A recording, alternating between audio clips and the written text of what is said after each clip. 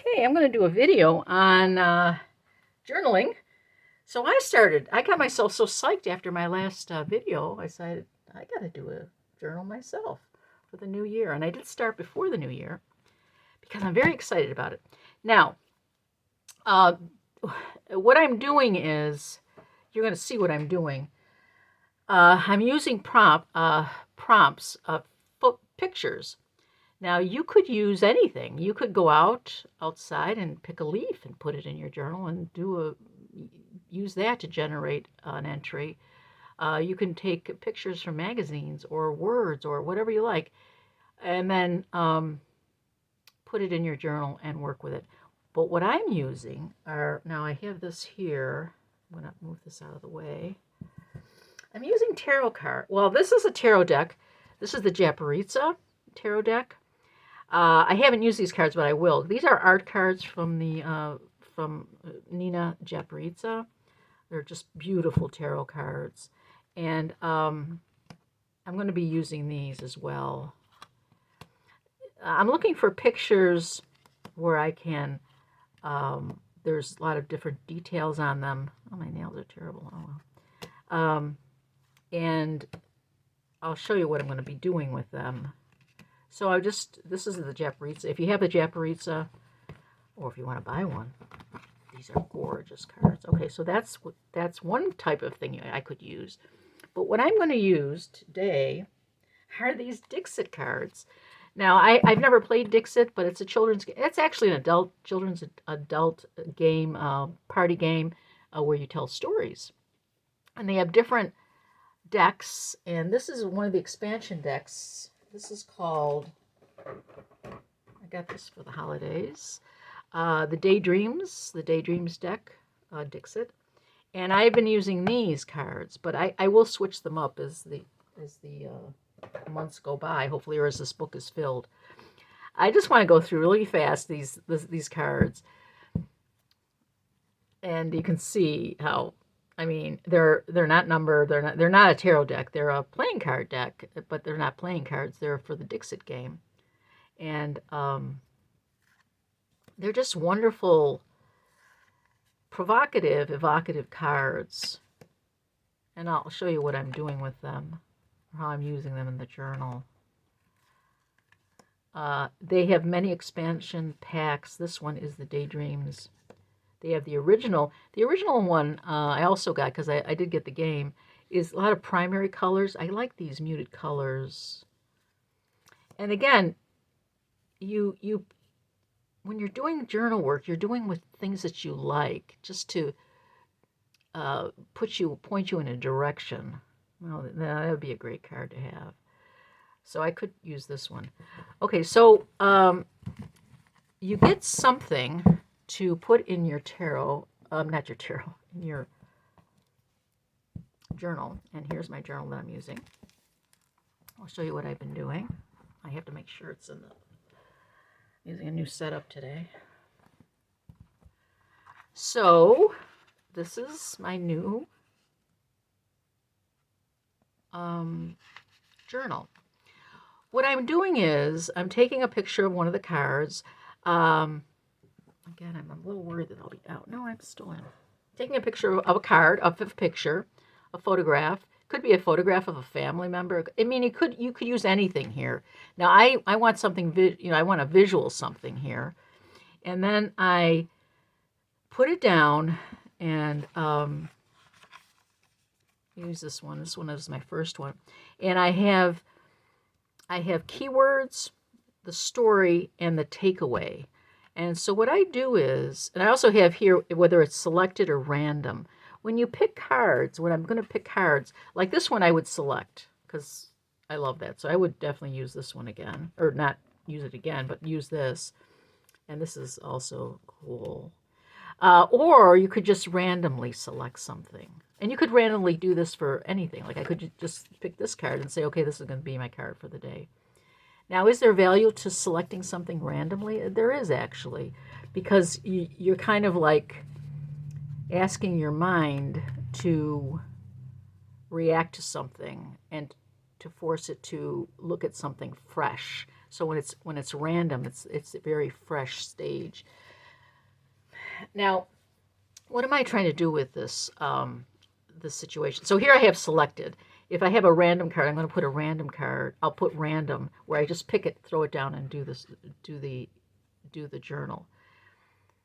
The point is to see where I get more truth from, a selected picture or a random picture. Now, when I say truth, I mean what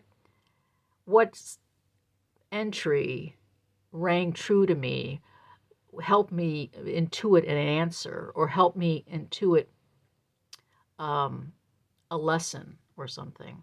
So my journal is about combining different interests of mine. Mostly, it's also getting in touch with subconscious, superconscious,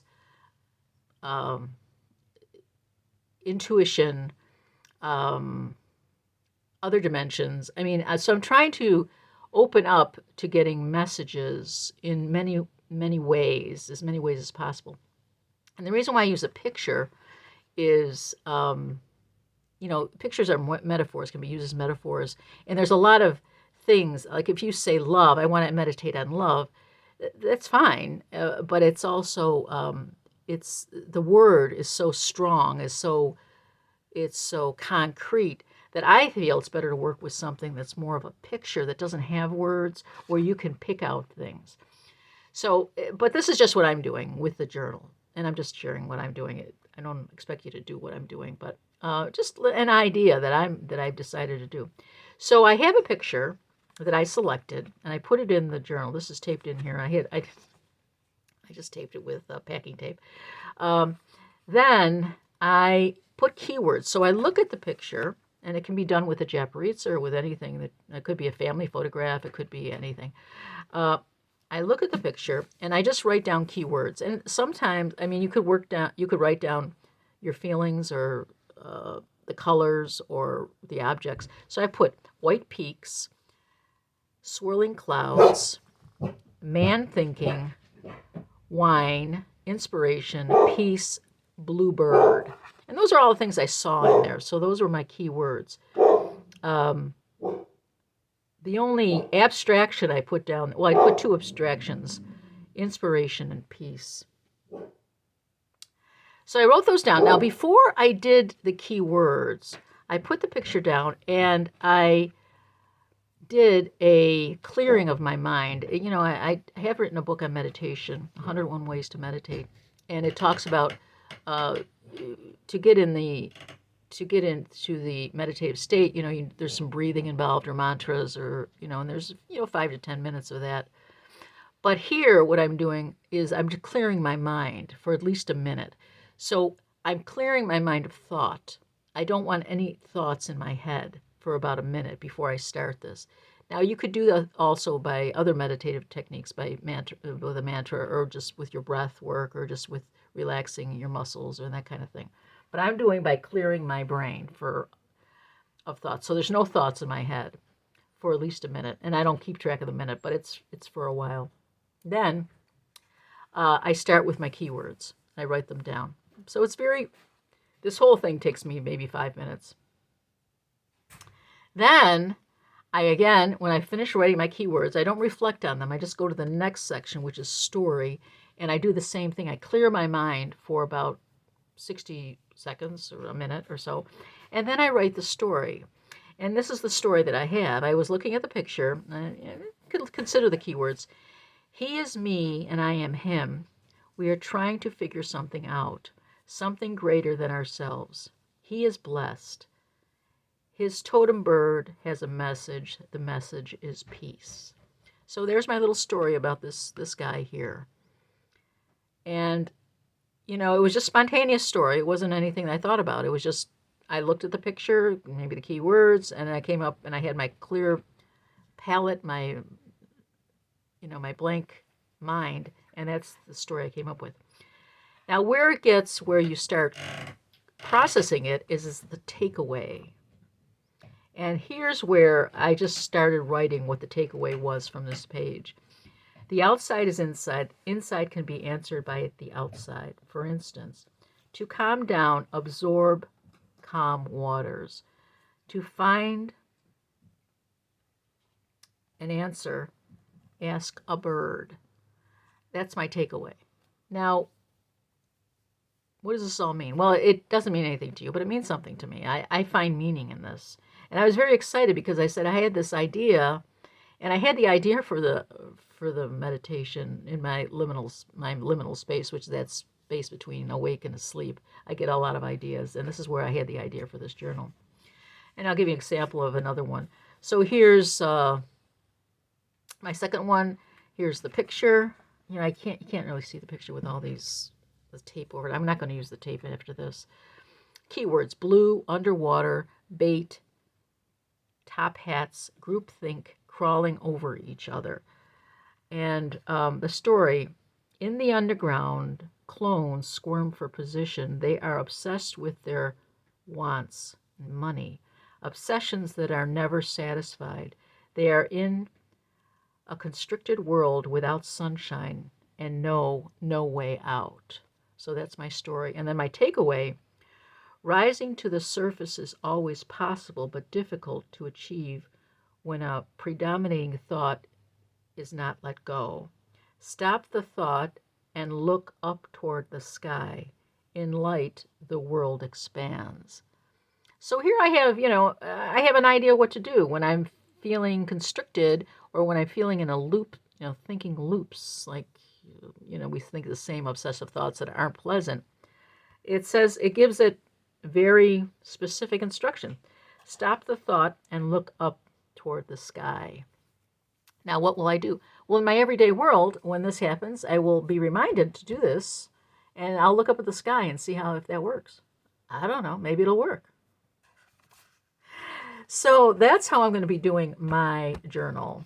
A very easy thing. If you want to copy this or do the same thing, it'd be great. So these Dixit cards are amazing. Love these things. And this is the Daydream expansion deck, just in case if you want something like this.